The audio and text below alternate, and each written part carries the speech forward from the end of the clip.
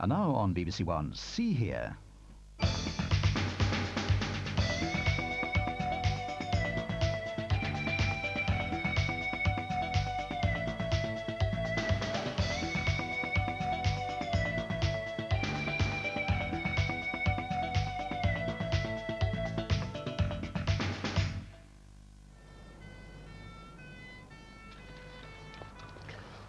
Last year, the BBC broadcast 463 hours of popular drama.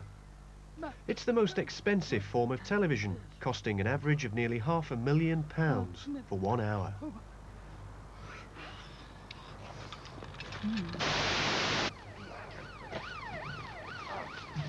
Television dramas are immensely popular, attracting millions of viewers every week. But try spotting a blind actor, a deaf one, or one in a wheelchair. They're just not there. When you do see them, they're usually the baddie. Hey, stop waving your arms about. Now, 200 years ago, there were obviously deaf people around. But in most period dramas, you just don't see them.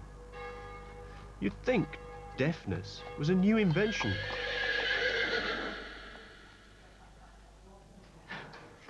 But seriously, it's clear that disabled people are, in the main, absent even in the background scenes from TV drama. It's a problem identified by a number of media people who have got together to produce a set of guidelines for writers, producers and directors. The group is called 1 in 8 because it represents the ratio of disabled people in society. Richard Reiser explains the aims of the group. Well, the aim of the group and the report is to influence people who actually make images in the media, to get them to think about the way they portray disabled people. One of the things we want to see is disabled people included in an ordinary, everyday way in the soaps, drama. We want to see things that are much nearer to the real lives that disabled people live. Your report talks about stereotypes. What does it mean by that? Well, let me give you an example. In a lot of children's literature, but also in adult film, disabled people are put in to give some element of fear.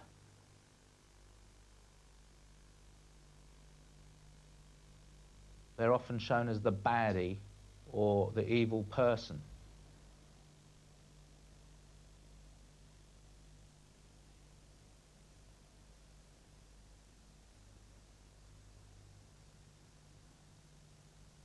You could think of Steven Spielberg's Hook, where Dustin Hoffman sort of was much more horrific with a shiny hook terrorizing a couple of kids. Another is that we're pitiable and pathetic and suitable objects for charity, for instance. A third one would be that we don't have relationships in the same way that other people do. We're non-sexual, what I call the Chatterley syndrome, where the assumption is if you have an impairment that you can't have relationships. It's very often the case that people who are blind or deaf are the butt of jokes. Now, listen to me. I'm not satisfied, but I've decided to stay here. However, I shall expect a reduction. Why? Because Krakatoa's not erupting at the moment, or...? Because the room is cold, the bath is too small, the view is invisible, and the radio doesn't work. No, the radio works. You don't. What? See if I can fix it, you scabby old bastard.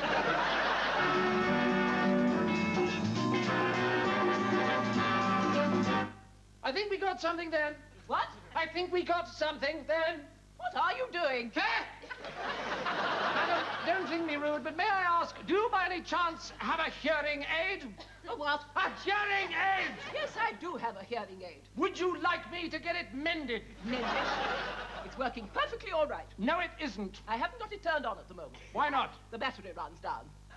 Now, what sort of a reduction are you going to give me on this room? 60% if you turn it on. What? My wife handles all such matters. I'm sure she will be delighted to discuss it. And so we want to get to writers, directors, producers, actors to actually change the way that these stereotypes are coming across. As Richard said, deaf people are often seen as thick or laughable. It does make me angry that these stereotypes still exist. But in the last few years, there have been some breakthroughs.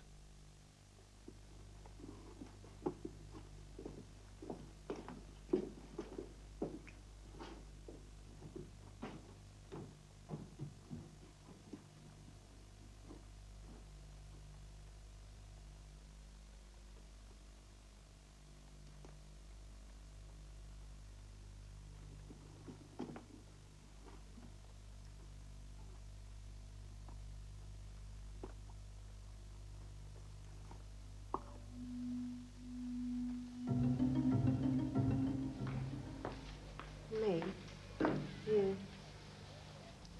her, us.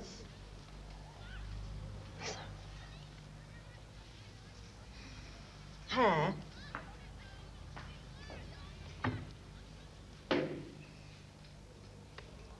A woman, women. Women. Oh, God, it's like give us a clue. Women. Moustache.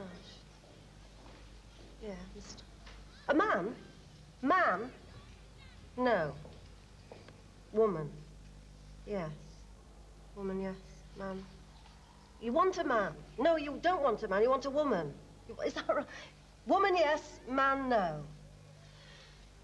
Why? Tell me. Oh. Yes. I think I understand.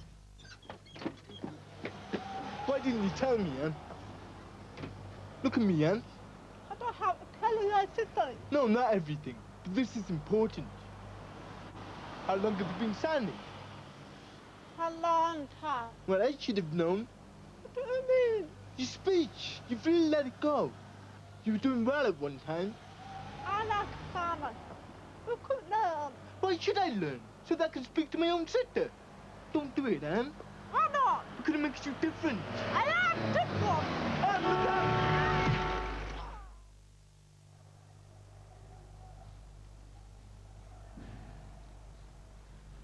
Jean, you've worked in America and Australia. Now, if you don't mind me asking, how does this country compare to America and Australia? I think in America and Australia there are more appearances by deaf actors. For example, there's an Australian programme called GP, where the director and writer of the programme liaise with the Theatre for the Deaf. They discuss deaf issues, culture and language, and then realistically incorporate them into the programme. That doesn't happen here in England. What do you think about the training of deaf actors in Britain? I mean, do you think the training is better in Australia and America? Well, I think it's pretty much the same, actually. Here there's very little training. It might be better in America because of the NTD, you know, the National Theatre for the Deaf. But there are very few actors involved in that. Australia has a theatre for the deaf, but they advertise for just 2 deaf actors. So where's the training for deaf actors out there? I just don't think there's enough training. The whole world over, not just here. The Count of Solar story came from the history of deafness and sign language. Do you think it's a good way of raising awareness, or do you think it supports stereotyping? Well, actually, I think it's important and useful to show deaf people's history, culture and language, and especially in period costume, because it highlights the long existence of deafness. But I equally think that it's also useful to have deaf actors playing different roles in exactly the same way as hearing actors do. I think you need an even balance, really. What about the future? Do you think the 1 in 8 group will change anything? Indeed, can they? I think it's important to campaign to make sure that deaf people are seen on television. After all, they're rarely even seen as walk-ons, which is nothing really. I think it's also important for deaf children to have deaf role models. Otherwise, they may think they'll grow up and become hearing. Hearing audiences also need to see deaf actors too, to help them realise that we play a large part in society. I think deaf actors should appear in programmes like EastEnders, Brookside and so on. They should be treated on a par to hearing actors, but they're obviously not. If writers, producers and directors are to be influenced, then 1 in 8 has a good chance of doing that. One of its members is Charles Denton, head of BBC Television Drama. I think that most TV producers, like most of the population, are in ignorance about disability, are in ignorance about the condition of people with a disability, and don't expect to find people with a disability reflected on their television screens. How do you think the current situation in TV drama can be changed? What I need to do as head of drama is to tell my producers, my script editors, writers working for us, to make them alive to the issues which affect 1 in 8 of our population, almost 6 million people who have a disability in this country, and to attempt to get them to see as a normal part of their daily activity to include the disabled within the works that they're doing, not simply where disability is itself the problem, but to have people who happen to be within the scene, within the play, within the film, and who are incidentally disabled one way or another. If we can get that to happen, then we can begin to reflect that huge proportion of the population which inescapably is invisible on television, but who exist out there not being reflected by all of the mainstream media in this country. That's a disgrace. I wish Charles Denton every success and hope that his positive attitude rubs off on his producers. One positive achievement so far is that the programme Casualty did feature a deaf window cleaner. Now that window cleaner could have been a hearing actor, but a positive decision had been made to cast a deaf actor. That's exactly what 1 in 8 have been asking for. Here you go. How are you, okay? Oh, but what? Thank you. I'm okay. Your family all well? Oh, thank you.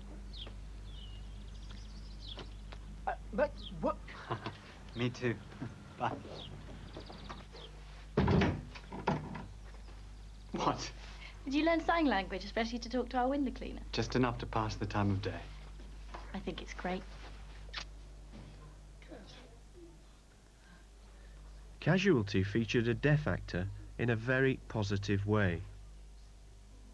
But producer Corinne Hollingworth, who is also executive producer of EastEnders, reportedly said, 1 in 8 supporters are living in ivory towers. Now See Here invited her to comment, but she declined.